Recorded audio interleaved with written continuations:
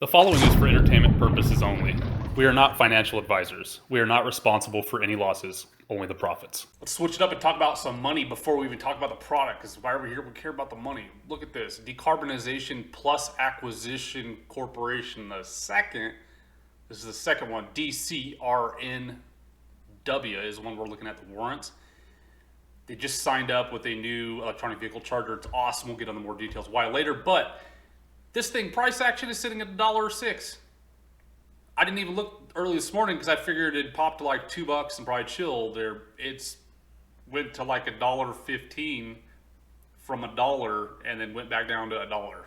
And now it's like $1.06. I was like, all right, well, looks like I'm going to pay attention. I'm going to probably buy some, right? Why? Because we can compare it to stuff like CLII, which is another EV charger, which after looking at the investor presentation on the decarbonization seems like a lesser of the other. It's not as cool. It doesn't have as big of a future, maybe. This one seems bigger and better. This is crazy. CLII warrants are sitting at $2.16. Right away, I think, if CLII can get $2.16, why in the world wouldn't Decarbonization Plus Acquisition Corporation II be able to hit there too? If it hits there, guess what? That's a multiplication. That's a 2x. And this is all-time lows for SPACs. Not only that, we got SNPR, Snapper. This one is another EV charger play. Look at this thing. This thing is definitely bottomed out. Commons are $9.95. You can get the warrants at $1.86. So why in the world wouldn't Decarbonization Plus Acquisition be able to hit $1.86 too? That's still almost 2x money. Crazy. I was even looking at the other one, TPG Pace Beneficial Finance Corp. Remember that one? Ticker on that is TPGY. It's kind of like the charge point mostly in Europe, but they just signed that thing with San Diego. Remember, like San Diego State or something's supposed to use them in California. So they're coming to the United States, getting the exposure there. That warrant is at $2.27. It had a high of $12. Y'all, can you multiply that high? Nuts. All right, that thing's at $2.27. That one seems definitely as a competitor to this decarbonization one. The other ones they're like trying to be, kind of have identity crisis a little bit, but they're still going to probably do fine. But look at this thing. You can even get these commons, which, by the way, hit $34.50. You can get the commons for $12 on the TPG. So right away, I was like, I kind of want some of the TPG. And I'm definitely already, well, at this point, I had already jumped into the decarbonization dose. All right? This just shows some of the price action of where, and maybe in the future, these can be. This one can be. I was sold just on that alone that you can literally buy this for $1 on the warrants, and it's a 4.5-ish year expiration. Why not, right? We dove into this a little bit last night with the group, but this one's really intricate. They've got some cool patents and amazing partnerships that I'm going to be getting to, but check this out. I think it's the first one where they've actually opened up the shell of this thing and shown what's inside. Why? Because I think they might have the best. Get this, they have a patent on liquid charging or liquid cooling. If you know what that means, it's basically makes it so they can put it in the hottest environment in the world and it's still not going to overheat. They have a patent on that. So places in the desert like Death Valley or whatever, Arizona or something, UAE, Saudi Arabia, they're probably going to choose these guys because they're saying that they're easily functionable, I believe up to like 104 degrees Fahrenheit without any extra shade. So maybe if, it will get hotter in Phoenix, right? So I'm sure they got to put shade on, but they'll still function a lot better and more efficiently than any other brand that can compete with them because they have the patent on the liquid cooling, unless that other said brand buys their machines from them. Wouldn't that be cool? Just wait, all right? Look how intricate this thing is, though. Looks super expensive. I like it. They're hitting their press release is great. I don't know, a couple weeks ago, Tritium is what it's called, partners with GridServe, opens United Kingdom's largest high-power motorway charging site. So on the side of a motorway, the highway, they have the biggest charging site in all of United Kingdom.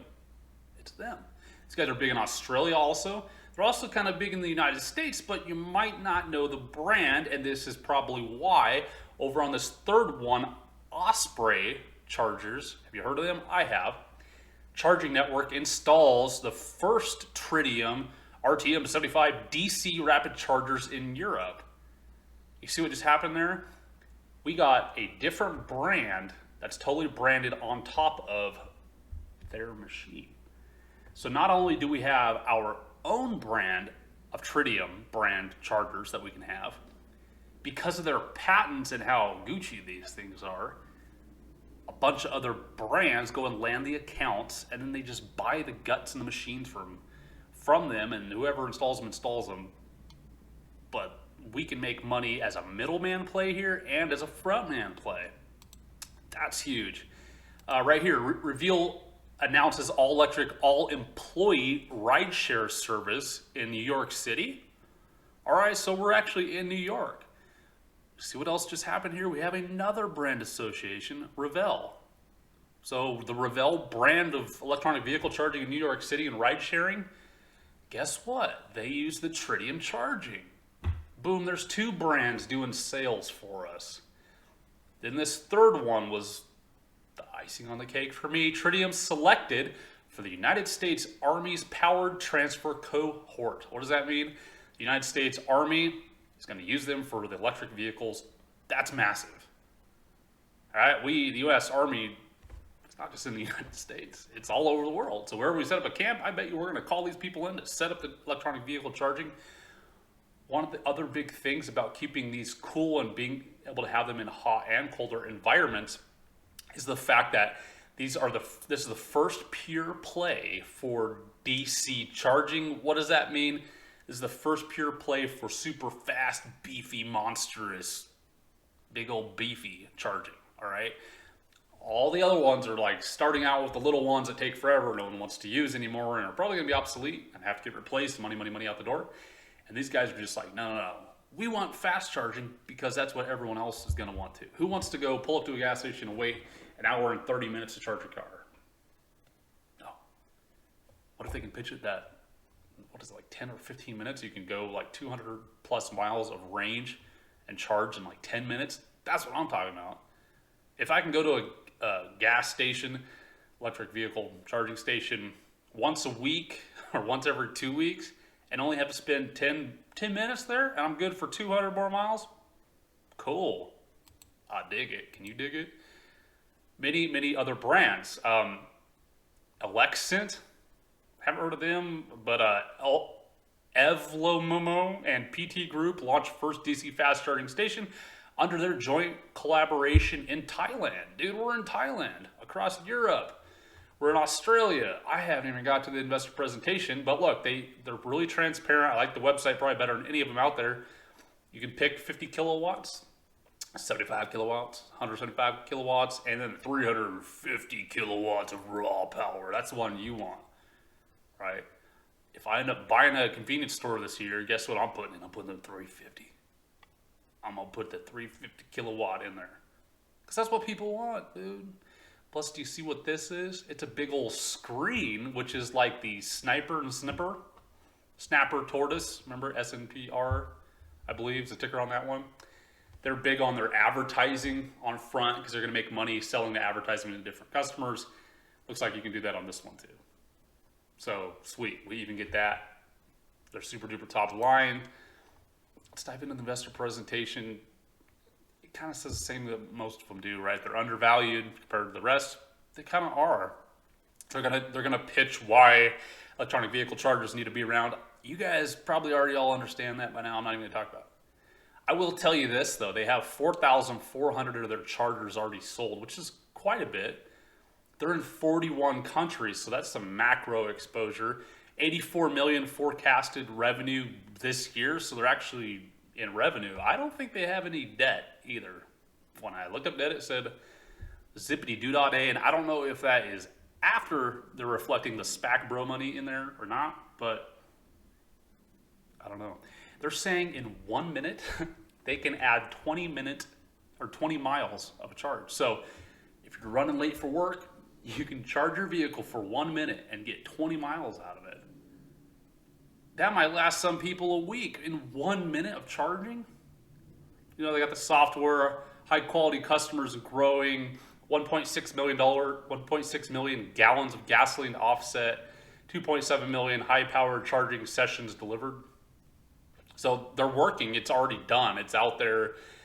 We know the macro picture, you know, California, New York are gonna make it illegal, blah, blah, blah, global passenger moving up. So get this, they can be in the hottest environments, the coldest environments, the highest environments. Think about that. So right now, when airplanes need gas and they're way up in the air, they can either land and fill up, or if they're on a secret mission or whatever, they can have another plane come in and put a hose down and fill them up. It looks to me right here that they have a plane, someone's got a plane that's got their charger on it, where you can plug into somebody in the air and charge them. That is insane. They've also got the deepest exposure down under the sea. Down in the sea that you can charge stuff. Like, I guess electric submarines, they don't even have to surface. They can just go up to an electric charging port underwater. Isn't that freaky? It's freaky, but they already got all that figured out. It's already figured out. Look at this. They've been around for 20 years, too. 1999. Their first, looks like, real straight-up charger was in 2012. I'm liking that. I'm liking that. One of few truly global players, so they have 24/7 on-call or online support. UK, Australia, and United States, I believe in LA. That's cool, so they have different hubs. This was interesting to me though. They actually they have 20% of all sales already in the United States.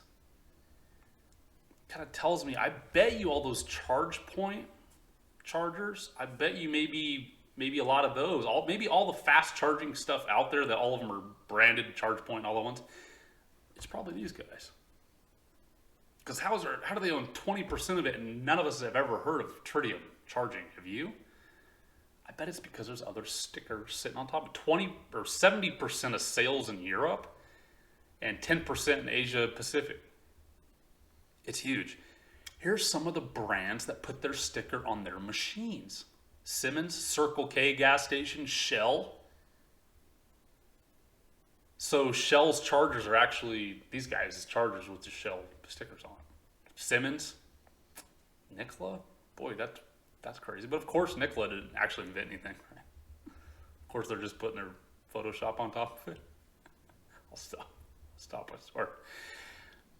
This is something kind of interesting. We talked about like Aero Farms the other day, how their biggest thing is the lack of real estate that you need to farm more at the same time. They kind of got the same thing going with them. I don't know how and why these, I guess, old school ones are structured this way, but essentially you can only have like one car or two cars and then like no parking. I think that's where they charge that. But with theirs, you can just line them up, single file. This is crazy to me. I don't know. I don't know why it's like that, but with theirs, you don't have to stagger them out. You can just line them up. So less real estate, more wattage coming out. Awesome. Again, the first one we're seeing the guts of, maybe because the other players aren't even making the guts. Maybe. Super intricate, long cable management, great. They already have something that is about 3 times as powerful as the 360 kilowatt one that's out that charges stuff in like 10 minutes. That won't be available until next year, but that's still fast. It's not like it's 5 or 10 years out. That's right next year. 3x faster, so that means you could probably charge 200 miles in about 3 or 4 minutes. Maybe even faster. No, that's about right. That's crazy, dude. 2 or 3 minute fill up, zip, just done, dude. Bunch of brands associated with them. You know, here they're talking about all vehicle compatibilities. You know, I think you just got to switch out the front thing. 12 microprocessors per charge. They're legit. They're legit awesome. Let's get to the tokenomics of this, shall we? So we're getting a super healthy amount also. We're getting 24% as DCRN investors. That's really, really good on our side. 6% sponsored, 70% existing Tritium shareholders, so that means no pipe? I guess there's no pipe. There's no pipe in this deal? 300 million strong balance sheet with an estimated 300 million of cash upon closing the transaction.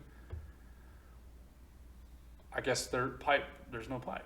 Or they're not getting part of it, which is nuts. What am I missing here? I don't know. Transaction value of 1.2 billion, okay. It's probably like 13x revenue of this year, but they're slated, they already have stuff, so I don't know. It could always be worse, it could always be less. I'm sure people might complain about that a little bit, but at least they have stuff. They've been around for this long, they've been making it.